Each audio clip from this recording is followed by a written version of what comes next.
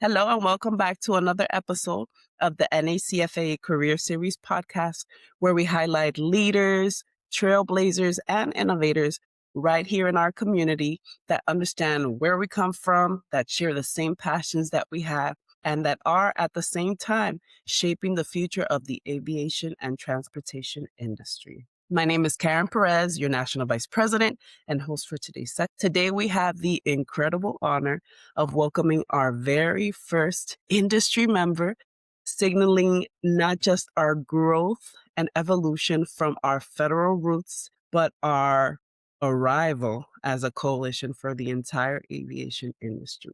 Our guest today is Miss Zaury Trinidad, a military veteran and aviation professional with nearly 30 years of experience. Her background includes aircraft engine training in the Navy, major roles with Delta Airlines, and several moments where she had to take destiny into her own hands. Zaury, I want to give you a very warm and Caribbean bienvenida. Thank you for joining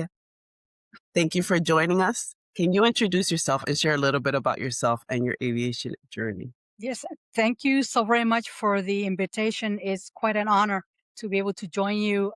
I'm super excited to be part of this coalition of aviation professionals within our community. So, as you stated, my name is Zaury Trinidad. I'm hyphenated, so it's also Trinidad Durden. I was born and raised in San Juan, Puerto Rico. As many of us have been raised among, a lot of family members. I'm the oldest of three siblings. It has been an amazing journey for me to be where I'm at today, coming out of a speck of land in the middle of the ocean, 100 by 35, but so many talented people that have seen birth. Okay, empezamos. Sí. Okay. My name is Zaury Trinidad Durden. Thank you so very much for the invitation. It's a huge honor for me to be with you today to tell a little bit of my story and how that journey that started in a little speck of land in the middle of the ocean, 100 by 35, has ended up with working with Delta Airlines in Atlanta, Georgia. Like I said, I was born and raised in Puerto Rico, the oldest of three siblings. It was an amazing upbringing, being around just a gaggle of cousins and aunts and uncles, the same way that most of us were raised in this amazing community that not only they were relatives, but they took a very important role in our upbringing. So that is pretty much the most important part of my story, is my upbringing. It's our Puerto Rican culture. We were raised to be principled, to be good neighbors, to be good brothers and sisters, cousins,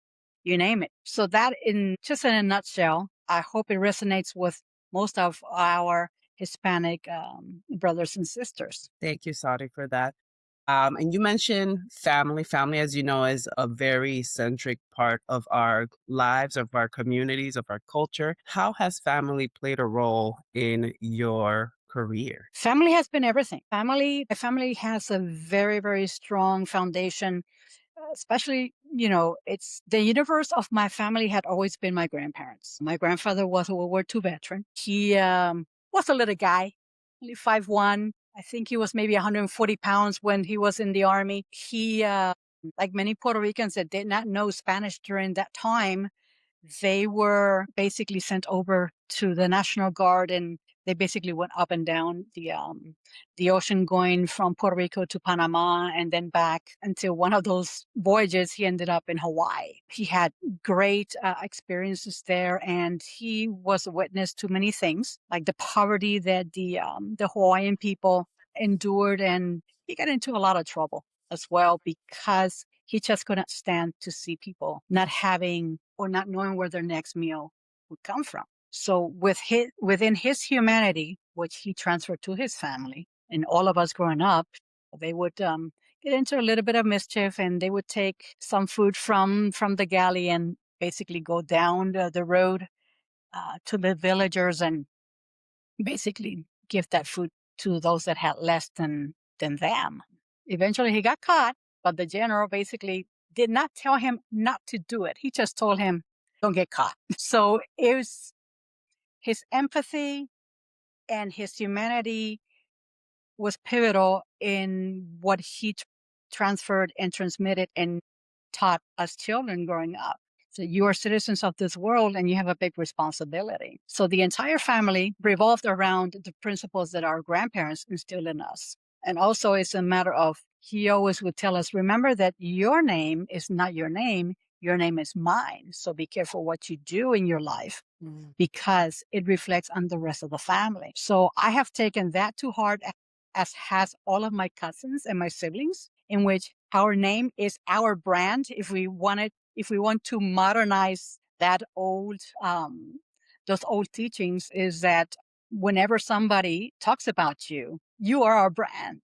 So what does your name says about you? And that is one of the biggest lessons that we got from our grandparents to always remember. Wonderful. So two things I captured from there. The first one being your grandfather stealing from where he got the food from to share. And I think that really captures the phrase donde come uno comen diez.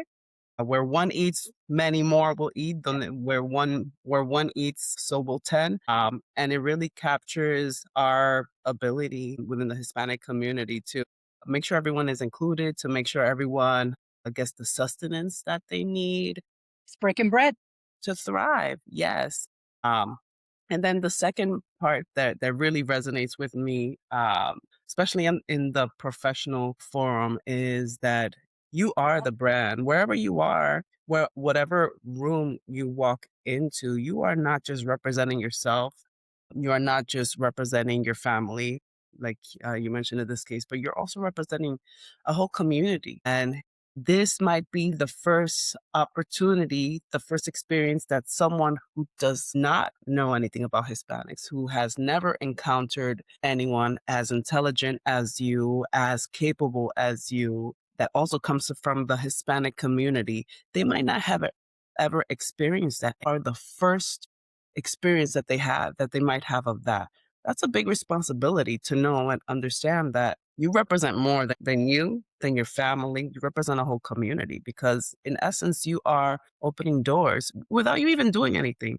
You are opening doors behind you just by your presence, just by what you bring to the table, just by that first encounter or experience that someone who has no idea who you are, where you come from, can have with you. So I think that's incredibly powerful. And manners. We were taught that whenever you enter a room, you had to greet every single adult in the room, even strangers in the street. Is good morning, good afternoon, good Right. evening, buenos dias, buenas tardes. It's still, that is one of the biggest things that I keep hearing from people, that when they visit our island, they cannot believe that we're so friendly, that people will look at you in the eye and greet you and be warm about it and be genuine about it. That is so innate in all of us, not only Puerto Ricans, but Dominicans, Cubans, Mexicans, all of Mhm. our Hispanic community. We have that common thread in which you have to be respectful of your fellow, Human.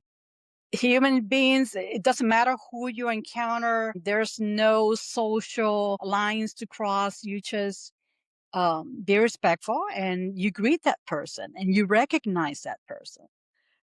So that's one thing that, I sometimes I giggle when I encounter these youngins and younger generation in the elevator, that they don't look at you. They just look in their cell phones, and just for kicks and giggles, I like to spook them and say, good morning.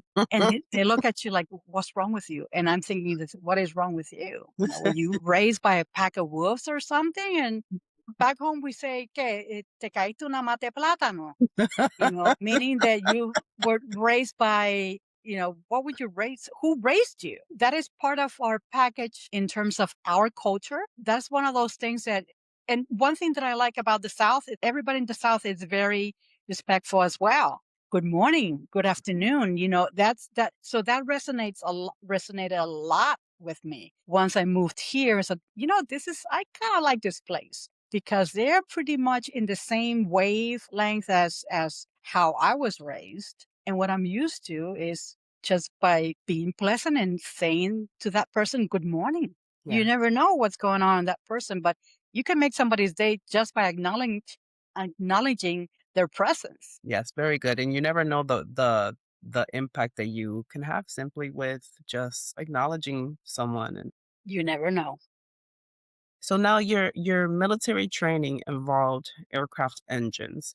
Can you tell us a little bit more about that experience and how you first became connected to aviation? Oh, goodness. Well, as you know, everybody knows somebody back home that has either worked in the airline industry or had been in the military. That is like one of those things that it was a given. The way that I entered full blown into the aviation industry started because, I was personal crises in which I did not want to go to law school. I love law, but the reasoning between why I wanted to go into law school was because justice is something that is super important to me. Mm. Equality is super important to me. And I thought that that was going to be the perfect vehicle for me to be part of that calling that I had. But I just couldn't do another 4 years or 3 years in the classroom. And I was just having this major crisis. My brother had joined the Navy straight out of high school, and he came home to do some TDY. And it was at the recruiting center station. And he looked at me and said, "You look so miserable. I mean, you're most definitely full blown in a crisis. Why don't you do something that scares you so much, that challenges you so much that it just might be of worth to you?" And at that point, I was like, what the hey? I have nothing to lose. I'm thinking there's a lot for me to gain from this. And I needed some structure because once you join the armed forces, there's no turning back and there's no quitting. You just can't quit. And I was very prone to quitting when stuff got tough. And joining the Navy, that was it. So I joined. One of the things that they present once you do the ASVAB, which is like the occupational test, and I scored very high for many, many areas. And one of those was to be a hospital corpsman. I'm like, no, not that, because I can't stand blood. It's not going to work for me. My grandfather, my great grandfather were auto mechanics. So we basically were born and raised around vehicles and machines and stuff. So when I saw aviation machinist mate and I asked exactly what entailed, that immediately perked my curiosity and said, you know what? That sounds exciting, because I was also looking for something that would excite me, that would not only make me curious, but I thought I could probably be good at it. I also wanted the adventure. I did not know a single female that was a jet mechanic. So you know what? I'm going to give it a go just for kicks and giggles, just cause. So I did it. And, boot camp was a very, very challenging because I was not used to having somebody yelling at my face at 4 a.m. And not only once it started at 4 a.m, it did not end until we hit the rack. And I did go through the entire, recruit training. I was successful. Yes, I did a lot of push-ups, a lot of sit-ups. There was a lot of things that you learn in which you learn to be accountable, not only for your actions, but for the actions of others. Also, the concept of team. But not only was the concept of being part of a team, but it also became part of a sisterhood in which you were responsible for somebody else and somebody else was responsible for you. Is that I got your back and you got mine. Once we graduated from boot camp, then of course, we disbanded, and I ended up it was a scheduled training. It was a school in Millington, Tennessee. At that point, the Navy had the Naval Aviation Technical Training Command for all enlisted personnel in the universe of military aviation in Memphis, Tennessee. Actually, it was Millington, Tennessee. From aviation airframes to engines to air traffic controllers to ordnance, everything that had to do with aviation or started with A was in Millington, Tennessee.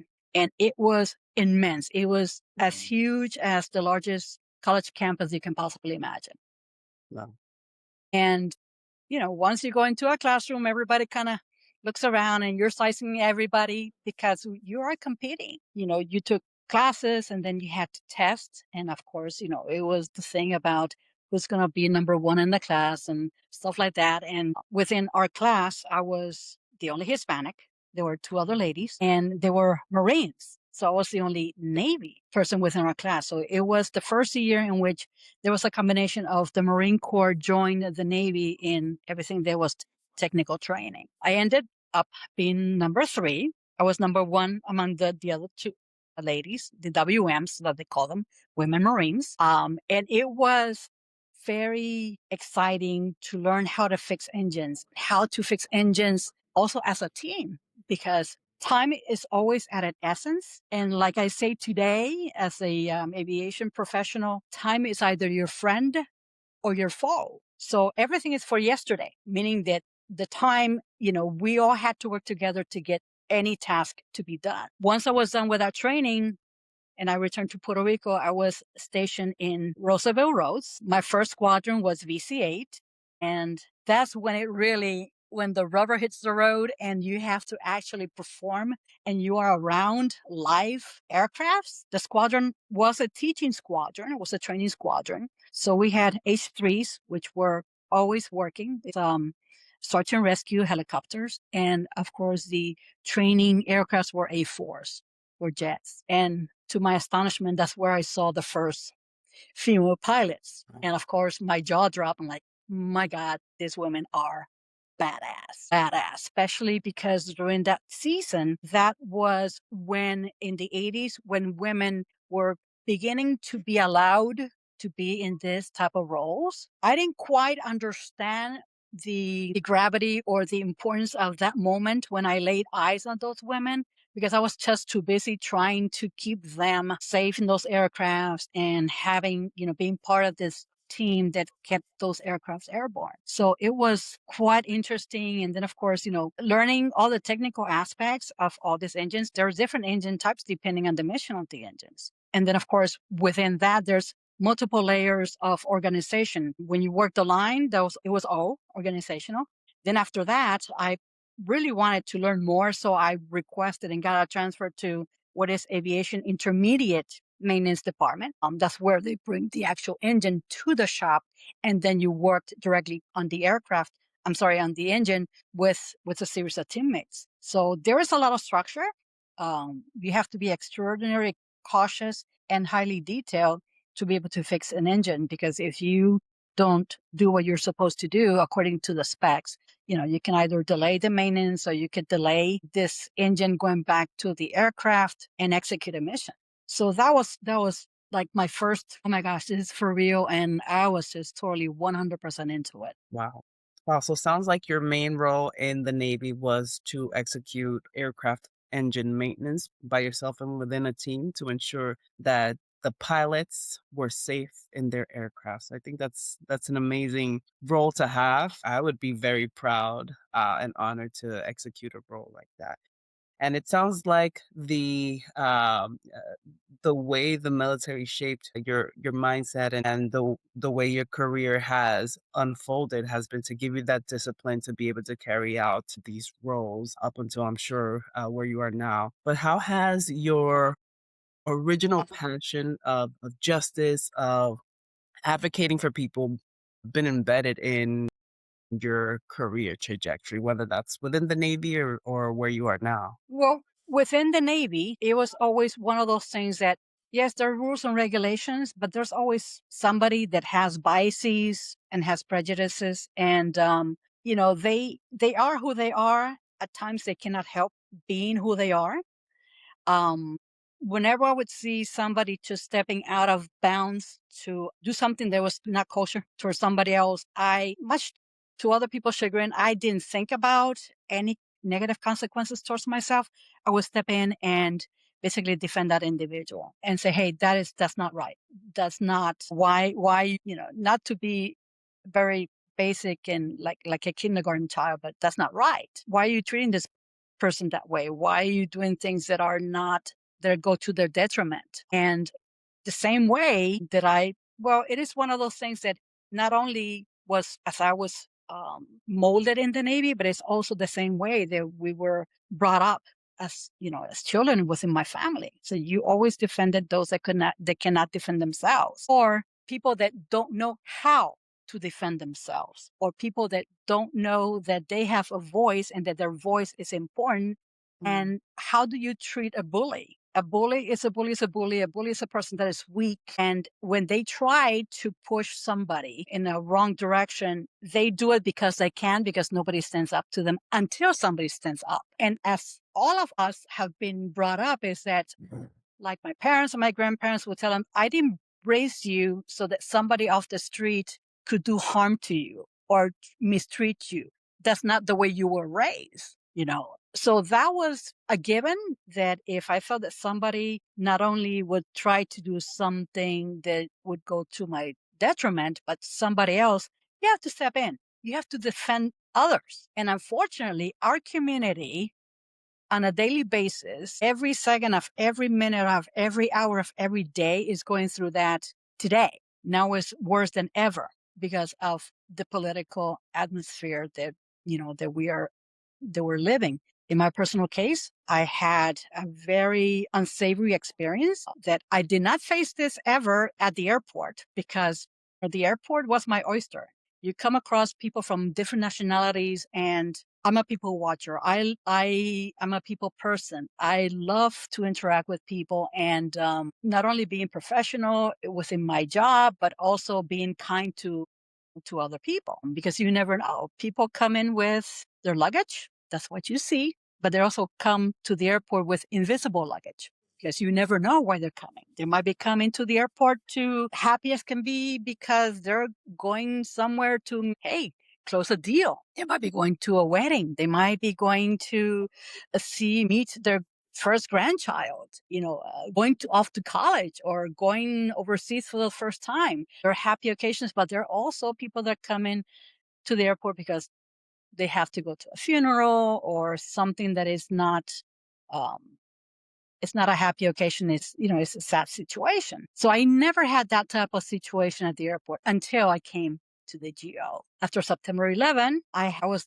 the youngest of the Red Coats, which is a very prestigious position at the airport. You're a passenger service agent, and we wear the iconic red. That is a very big visual that when somebody sees you walking around the airport with a red coat, you're somebody that has a little bit more responsibility than others, and you're in a position of respect and of knowledge. So when September 11 happened, I was basically told, you know what, you're the bottom of the totem pole. You're the most junior person. We don't know what's going to happen. So you need to basically start considering making a move. And a lot of departments were cutting personnel via retirement, and in-flight scheduling was one of those departments that was going to lose people. And we're talking about folks that already had more than 30 years of experience. They had been part of the Western. They had been part of Pan Am, part of Eastern. They had, part of the mergers with Delta Airlines. And I decided to apply, and I was hired. My first encounter with this manager, I stood up, first day at work, I introduced myself. And the first thing that he said to me was, "Oh, you have an accent."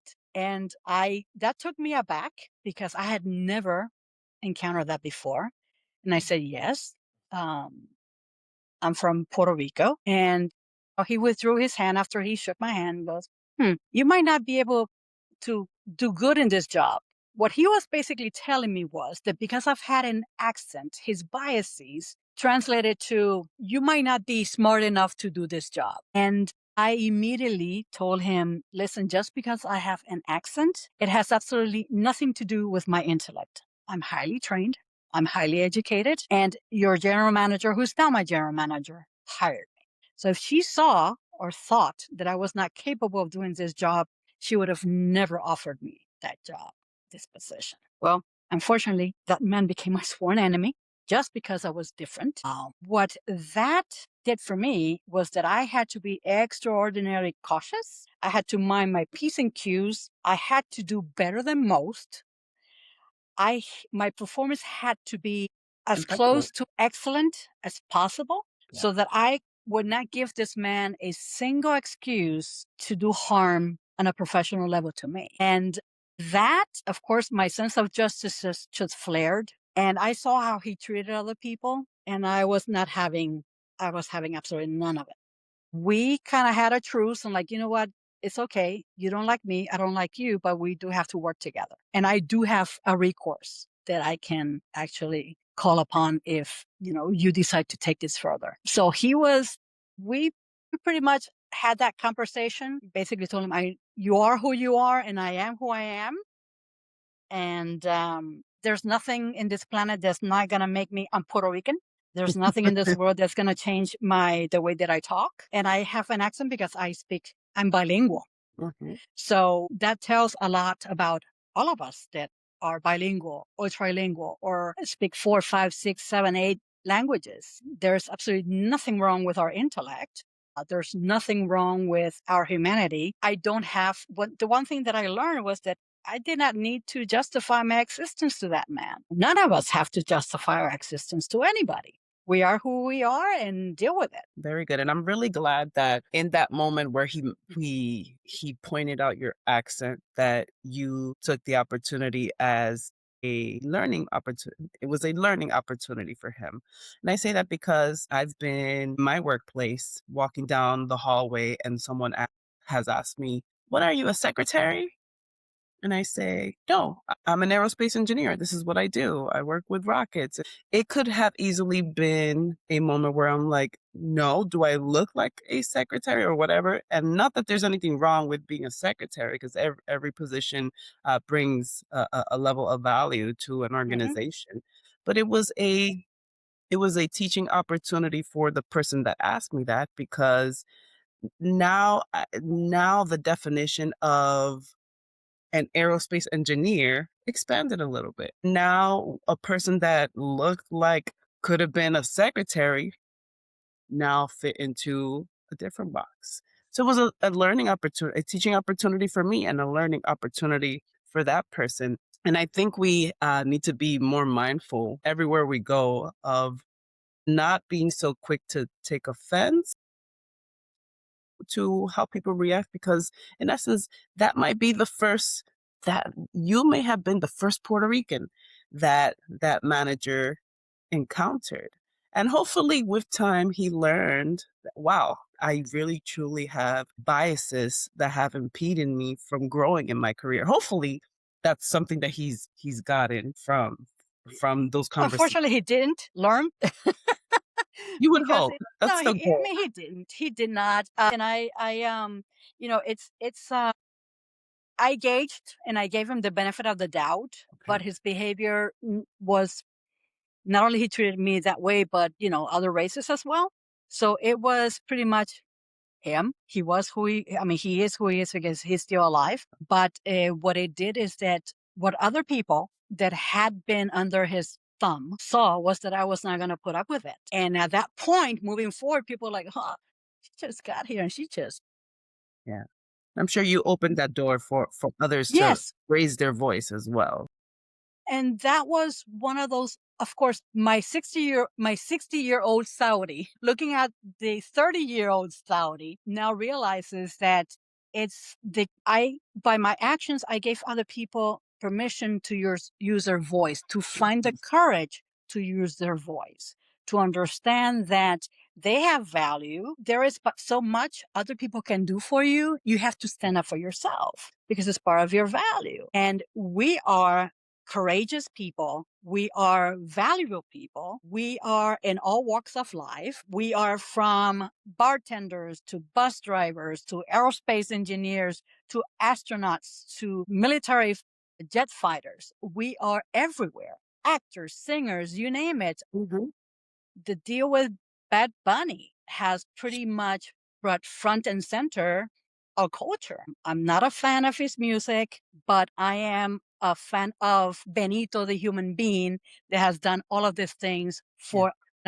for this other generation. And I did sit down and I saw the show and I recognized the symbology of from the kid that was sleeping in the chairs during that wedding, because I was that kid at some point that I was in a wedding that I didn't want to be because I was too young. You get tired, and the first thing you would do with your cousins is that once you stop getting into trouble, they would sit you in a chair and like, okay, 1, 2, 3 chairs, put them together and take a nap. Um, from It was just very rich, and I can't remember how long the entire show was, but it encapsulated the beauty of our culture, It did.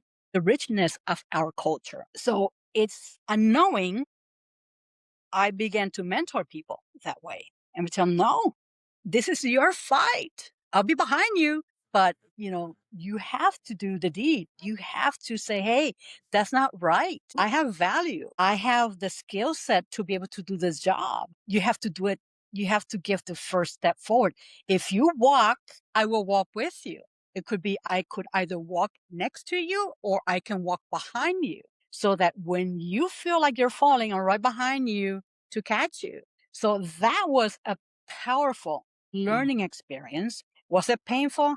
Damn straight it was, because I was always at edge when he was around. But it kept me grounded, but it also taught me, like, don't give him permission to make your life miserable, because there was so much good that I was experiencing that I was not going to give him permission to take that away from me. And that's what we also have to teach each other, to give ourselves permission to say, hey, I'm not going to give you authorization. You don't have a key to live rent free in my head. You have to kick those people out. Some of us are a little bit more, what do you say, bravo, brava. You just kick them out. They get ejected very quickly. Others, it will take them a little bit longer. Yeah. But that's something that we have to learn. Say, no, I'm not going to give you that power. Take that power away from them. Right. Very good. Very good. I'm glad you were able to have that takeaway. So shifting gears a little bit, you shared your story in the volume 4 of the Latinas in Aviation book series. And there's a very powerful part of your story when you say you took destiny into your own hands and you boarded a flight from Puerto Rico to Atlanta, which I believe is Delta's main hub, right? Is Delta's home, Yes. war headquarters. And you boarded this flight from Puerto Rico to Atlanta to apply for a permanent position in person. In person. Yeah. What was going through your mind at that time? I was as nervous as can be, but it was also fueled by some what I call raw anger or raw rage, because I had been going back to how I got hired into Delta Airlines. At that point, I had been, a student with the Inter-American University, because that was the closest thing that I could be to an aircraft, because in Puerto Rico, you did not have a big opportunity to be able to train formally as an aircraft mechanic. There was a vocational school, but it was always full. I'm like, I don't have time for this. So the next best thing was I went to the Inter-American University. It had a budding program, which has improved tremendously in 30 years. I had the School of Aeronautics. Well, how about if I be a pilot? I don't know. But still, my eye was, I want to work with engines, or I want to work with the building of an aircraft. Mr. Lamboy, who's Eliazar Lamboy, was the first dean of the School of Aeronautics, and his name is now in the building that he basically created, the program he created. We were all of his, he referred to us as kids. Nena y nene. Mira, nena, that was his greeting every day. And he had been an aircraft mechanic in the Navy. So he had a soft spot for me. And he had received a package from Boeing looking for interns. And he had seen me, he was waiting for me. He watched me drive on campus, and he immediately went to the mezzanine. There was like another floor where his office was, and he immediately called me up and said, Nena, sube. Went to his office, like, he just drops this envelope. He goes, Mira lo que tengo aquí. It's an envelope, Lamboy. What is it? Open it up. And it was an application for internship with Boeing. And my eyes just were like, oh my God. And he goes, I know that you have one of your half brothers lives in Seattle. So that would be perfect. If you could stay with him, you would save money. That I'm like, just spit it out. Papa, what's going on? The internship. Sit down. Let's fill this out. Yeah, in less than 30 minutes, we'll fill it out. He put it in the package. He calls his secretary, said, hey, the UPS guy is coming. Give it to him immediately. And I was just like, oh my God, I'm going to Seattle. So I thought, following day, he calls me to his office like, Nana. And I'm like, they already answered? He goes, no, I have something else for you. And I'm like, what is it? Delta is hiring people. I'm like, no, I'm going to see, I'm going to Boeing. Like, listen, mija, you have to understand something. Life is like la autopista de Ponce. For those that don't know the autopista de Ponce, it is the interstate that goes from San Juan, straight shot to Ponce. Or not only is the autopista de Ponce, but also life is like La Piquiña. La Piquiña is a winding road that goes up the mountain range, and it goes all the way down to Ponce.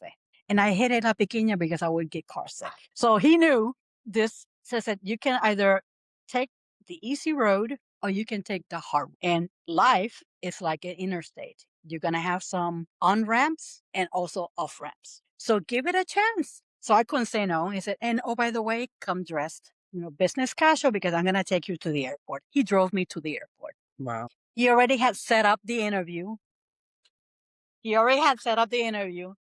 I'm like, what the hell? It was a yes or yes. And he had told the duty station manager, and oh, by the way, she probably is going to try to do a crappy interview because she doesn't really want to do this, but you need her. And at any rate, I got hired. And then, once you got hired and you start seeing what an airline is and, I dig this thing. I was not too in tune with it because my thing was like, they go into bankruptcy all the time because, we went through Eastern, you know, Pan Am. And I'm like, this is not a safe gig. Are you kidding me? There's always going to be planes, but airlines, they come and go. With that in mind, you're like, you know what the hey, if I don't like it, I can quit. Or they can fire me. I don't know. So once I got into it, I was 100% into it. And I'm like, you know what? I can dig this. I can really see myself in a career with this airline. I would ask ask, is there any permanent position? Because, being part-time and only working 19 hours a day was just not cutting it. And the station manager said, no, Mija, there's nothing, until I started seeing other people get promoted and given permanent position. I'm like, wait a minute, how did they get this thing? The information was not being shared. So I'm like, this dude is taking me for a ride and it's not being truthful. And I said, you know what? Okay, not a problem. At that point, we didn't have IDs. We had to come to Atlanta to get our IDs. So I told him, listen, I don't have an ID. Tomorrow's my off day. He goes, that's a good opportunity for you to go to get your ID. I'm like, don't worry about it. I'll teach you. And I got on that flight. I was madder than hell but nervous at the same time. I had no idea what I was going to do. Yeah. I got in a taxi cab, and I cannot remember the name of the man, but I share a taxi cab with one of the deans of Embry-Riddle. He was coming to, we call it the Delta campus because it has multiple buildings and it looks like a college campus. And he said, I'll share a cab with you because I'm going in that direction. I'm like, easy, because I don't have, instead of paying $20, I'll pay 10, nothing. When we reach, the entry, he did not allow me to pay anything. And he goes, and by the way, the ID office is in that building. It's A2. It's in the basement. And I'm thinking, man, this dude knows Delta campus like anybody. So I went, I got my ID, and then I took a cab back to the airport because they told me, no, go to the T gates, the T concourse, in the bottom. Now that you have your ID in the lower level, that is where the HR office is. And I was hotter than, I was just like, I'm going to teach them. I'm just going to. And I walk in and there was this really nice lady, like with all my Puerto Rican manners, like, good afternoon. How are you? My name is so-and-so. I'm from San Juan Station. And I have come to inquire if there are any permanent positions anywhere. So let me check. So she goes into her computer and she goes, actually, yes, there are a couple positions here in Atlanta. And I looked at her and she didn't say anything else. And she just gave me the papers, said, you can sit here, fill it out and leave it with me. And I was just scribbling like, oh my God, oh my God. The entire thing was, Dios mío, ayúdame. God help me. Fill it out, nervous as can be. And she was so kind because she was looking at me and I was shaking like a leaf. My hands were shaking and I just gave her the papers and she gave me a wink like, we'll call you. 2 weeks later, my station manager calls me, madder than hell, into his office and he puts his papers in front of me. He goes, you have been accepted into a permanent position in Atlanta, Georgia. And I took the paper and like, thank you. He goes, but you know what? I'm not going to let you leave until the summer's over. I'm like, that's fine. I'm thinking, now, that's fine in the highest pitch that you can imagine because when I get nervous, it depends. It's either a very low pitch or very high pitch. And I'm like, okay, not knowing what the hell I've done. It was a leap of faith and I was nervous, but it felt right. And it was like all of my ancestors were behind me. Every single angel that I had prayed to, every single candle that I had lit, it just came to fruition. It was the right time. It was the right decision. And I was like, what fueled me was how dare this one guy try to drive my life or my destiny. And I taught him, like, no, you said no so many times that guess what? It's my life, it's my decision, and I'm moving forward with this. And I arrived to Atlanta with my last paycheck, which was only $250. That was it, because that's how much money we got paid back in the day. Mm. I had aligned a roommate. There were several of us that decided to do that leap. So with me, another girl left. We ended up leaving him. At least 3 or 4 girls left. And after that, a whole bunch of guys also left and came to Atlanta. Some of them stayed. Some of them returned back home because it was too difficult and they missed their families too much and they just could not get acclimated to Atlanta. But that was like the craziest thing that I did for myself from the get-go. Like we say back home, we say, me tiré con tu y tenis, right? Because if you remember that bridge that connects Condado with Old San Juan, there's Mhm. a whole bunch of kids that jump off the bridge and land in the Condado Lagoon. And at times you do see them jump with tennis shoes on because there's rocks in the bottom. That's where the phrase comes, me tiré con tu y tenis, with clothes and tennis shoes, done. But I was able to come up I on love the that. other side. I So, love that. And I think maybe for me, my takeaway were two things: the importance of uh, having a mentor and having someone that advocates for your success, for where you want to take your career. And it sounds like that professor was on you to, hey, don't put all your eggs in one basket. There's too much he opportunities. was on my case. Yeah. Yeah. And then the other point is to not be afraid to take matters into your own hands. And if you really feel that you deserve something, that there's nothing wrong with going after it and making sure that you put yourself in the limelight where you are seen. It's kind of like the phrase that we use. If you don't showcase, who are you going to sell to? No one knows Exactly. you're there. No one knows you exist. And there's so much talent that I think gets hidden because we're taught to, cohibirnos, simmer down, be quiet. And it shows the importance, I think, of having the voice and advocating for yourself. We're not taught to do And that. it's also the fear of rejection. Yeah. It's like now at my age, I just tell younger folks, like, what's the worst that they can say? No. Yeah. You know, you will have, you have to get used to, or you have to be comfortable to receive multiple no's before you get a yes. Mm-hmm. Because it's also a matter of timing. Maybe that's not the right time. And that's why you get in the no. And when you least expect it, you're going to get that yes. And that yes is going to matter. That yes is the right yes. So, and I was so, like any young person was like, you don't want to be rejected. You don't want to hear no. And I was expecting a no. Mm-hmm. Mm-hmm. And the Yeah. surprise was yes. I'm like, okay. It's like the dog that caught the car. Now what are you going to do with it? Yeah. Gotta go. So I love this quote from your Latinas in Aviation story. It says, to get a job at any airline in Puerto Rico, you need to say many Ave Marias and light some candles. I was at the right place at the right time for Delta Airlines to hire me as a ready reserve ACS airport customer service agent on September 16, 1997. And I think sometimes as women, we tend to credit an opportunity to chance or to downplay the preparation that actually made us qualified.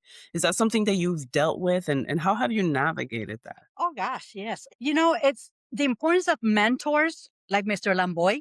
I miss that old man every day, and my parents and my grandparents, because people see in us things that we don't see in ourselves. It takes a village. It really takes a village. And I have been blessed with having very important people in my life that have seen in me what I just didn't think that I was capable of. And at times because we have such a hard bar for ourselves, we think, no, I'm not ready for that. You need to wait a little bit longer. Wait a little bit longer, Saudi, until you have more experience before you do it. Why? Because we have been so fearful of failing or fearful of other people seeing us fail that you basically restrain yourself from going into those opportunities. Also, what you mentioned about the timing, I am very in tune with everything has a rhythm, everything has a timing. And if you force things, they might not go as smoothly as you wish because you forced it. For me, the timing, if the rhythm is perfect or is pretty much, if I'm in sync with it, many a times things go a bit smoother and they're less troublesome. But sometimes you just have to be like a bull in a China store. Just go through there and, hey, come hell, high water, just do it. And at times circumstances force you to go into those situations. And you have to trust your instincts, trust the skills that you already have, not be afraid to think, the proverbial thinking outside the box. I use the word sometimes with the youngest because I know that they don't know what the heck I'm talking about. You have to MacGyver things. And when I looked at them, it's just Google it. MacGyver. It was a TV series. The guy was a trick of all trades. We are like Swiss Army knives. We have so many skills that we're not really 100% aware of until the time comes like, oh, wait a minute. I learned this when I was with BC8. Yeah. Hey, I learned this when I was working with the barco cruceros in the port. What happens when these passengers they miss movement in the ships and they're in the airport? What do? You have to trust all of your living, every single thing that you have learned in your journey to fix that particular problem. And you have to be also grateful and graceful of those people that have been your mentors because they had faith in you when you did not have faith in yourself. Yeah. And what happened with Delta Airlines, it was by chance that I got the job, but I'm in Atlanta by choice. Because once I got the chance, I made multiple choices. And I live and die by the choices, good, better, and different. They were my choices. Very true, very true. And I think what you said there about sometimes people seeing things that you are unable to see in yourself. And I think that really emphasizes how critical it is to have mentors that can actively connect those dots for you so that you can, wow, I can do that. I guess I am qualified. I hadn't connected those two dots that I have this skill that is transferable and that I could use it over here and people can see that I too can shine in this way. So I think that's incredibly valuable. So I wanted to ask you this specific question because I know hindsight is always 2020 and we always see a little clearer from where we are when we look back at the past. But what would you tell your 9-year-old self about the struggles that you've had or any challenges that you were going to have in your career? Wow. I would tell the 9-year-old Saudi, don't be afraid, pay attention, work hard, enjoy life. When you work hard, have to give yourself permission to play hard, to love hard, to be passionate, not be afraid to shed a tear in front of others. It's okay to be vulnerable because it makes you human. Be in touch with your humanity. Always have your hand extended, not only to take, but also to give. Because the man upstairs is always watching and the man upstairs will protect you and keep you. So earn every single breath when you do good. That's the only thing that really you take with you. Like we say in Spanish, te llevas lo que te comiste y lo que bailaste, right? I love it. That's the only thing you're going to take with you. You cannot take your car with you. You cannot take your wealth with you. That's the only thing. That's the only thing is to live, have a life, enjoy life. But also, like I said, it's from the teachings of our elders is do good and be good. That's beautiful. That's beautiful. So we do have to ask this question because it's such a fun aviation question, and you do mention it in the book. What does a new plane smell like? It smells clean. It smells fresh. I was totally surprised, but if when you buy a new car, it smells. There is a new car smell, so much so that they're even sell those Yeah. those Yeah. little whatever things that you put in the car. They call it the new car smell. But it's I was quite astonished that it does smell new. The fabric is it's the seats, the surfaces, everything is unused, and it smells totally different before they start cycling the aircraft. Yeah. And it's and you know this, when you go inside an aircraft and there have been gazillion passengers through the course of a day, it feels a little bit wonky. It changes the sense.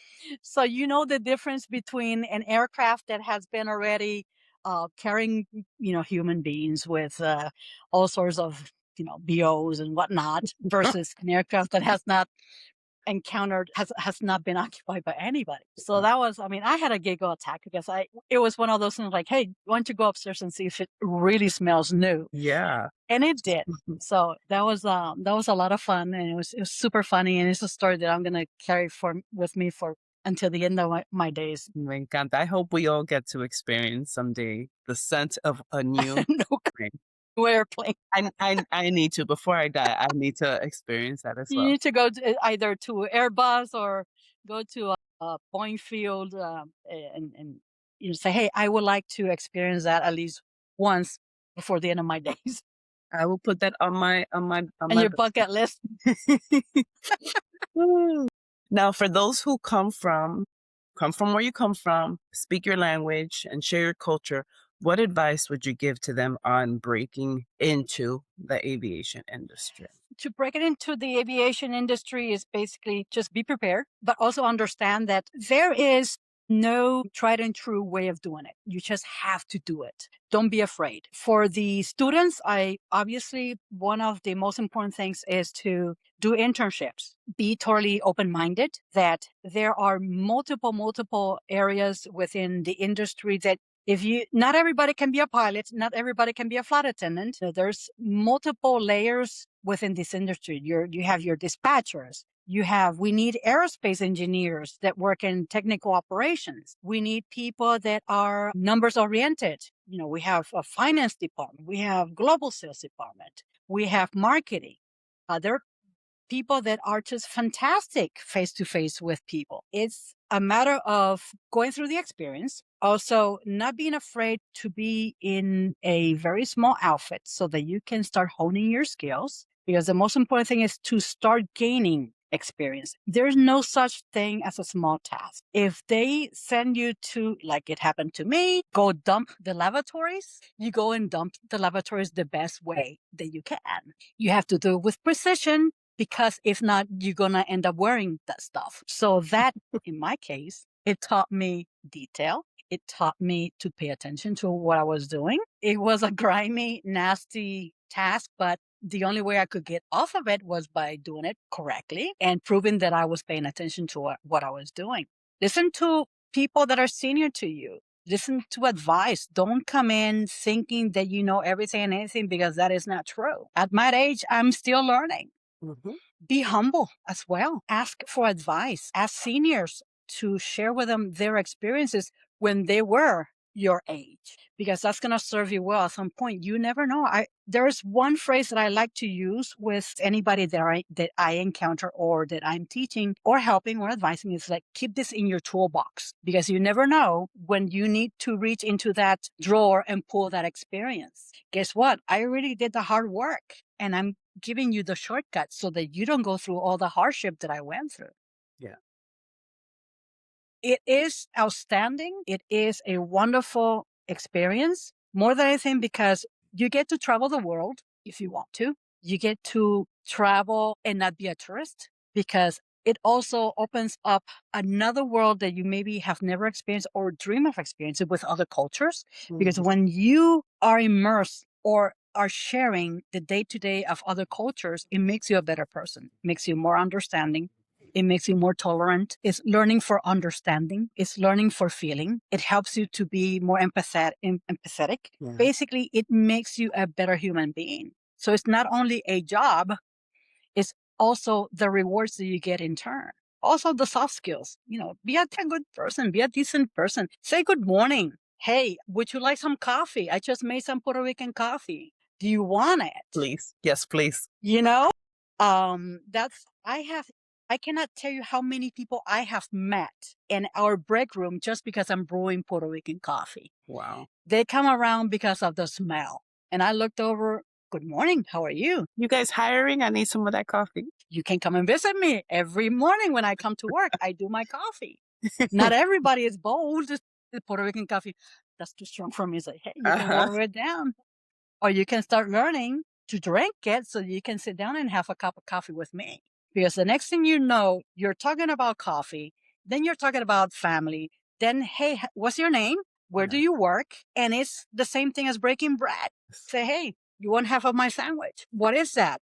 Where are you from? You know, it's having that conversation, it's having that one-on-one, it's having that, it's the human touch. You know, it's for me, looking back, it has been, oh my gosh, yes, there has been many, many tears, but also there has been a lot of rewards. And what I have here in Delta Airlines, I have a family. I have a family, not only my blood family, but this is the family that God gave me. It's people that I've known for close to 30 years.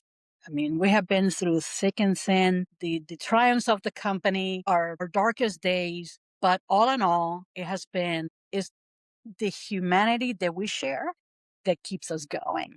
You know, there is more good out there than not. And it's very easy to go into that dark place. But when there is a moment of darkness, I basically look to my left or to my right and I see my coworkers. And if I see them smiling, I cannot help but, why are you smiling about? You know, there's always something crazy. Somebody said something crazy and just have to laugh about it. Yes. And just gave myself permission to have a good belly laugh a day. It doesn't matter if it's at my expense or somebody else's. Yeah. It's a laugh, but also to celebrate other people's triumphs and also help those that are not in a good place. You know, it's food for the soul. It's food for the soul. And our community is beautiful. Our community is bold. Our community is rich. And that's what we have to remember and remind others. We don't have to justify our existence. We are here for a reason. When God came out with his palette of colors, he did it purposely. Otherwise, it would be a black and white earth, black and white humanity. And we're all beautiful. You're beautiful. And we have value and we have spice. We're like a sazon. Yes, We we bring are. sazon to everywhere we go. You know, it's we're loud, we're proud. We just spice everything up. You know, when there's a Hispanic in a workplace, You hear them.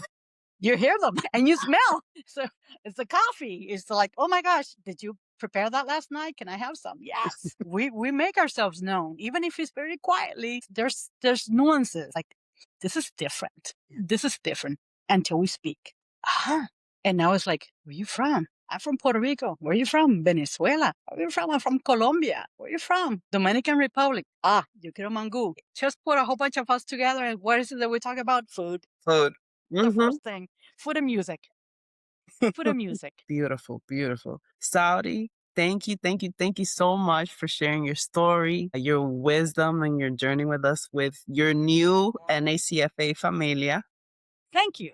I think your experience is a real reminder that aviation careers are built through preparation, courage, service, mentorship, and the willingness to take those bold steps when the opportunities appear. So, gracias. De nada, muchísimas gracias. Mucho éxito y nos seguiremos viendo. Claro que sí. To our listeners, thank you for tuning in to the NHCFAE Career Podcast series. If this conversation inspired you, please visit www.nacfa.org to learn more about the NHCFAE, how you can get access to membership, mentorship, scholarships, and many upcoming opportunities. Be sure to follow NHCFAE on YouTube, Spotify, and social media so you do not miss future episodes highlighting careers, leadership, and stories across aviation. So thank you for listening, and we will see you in the next episode. Bye now.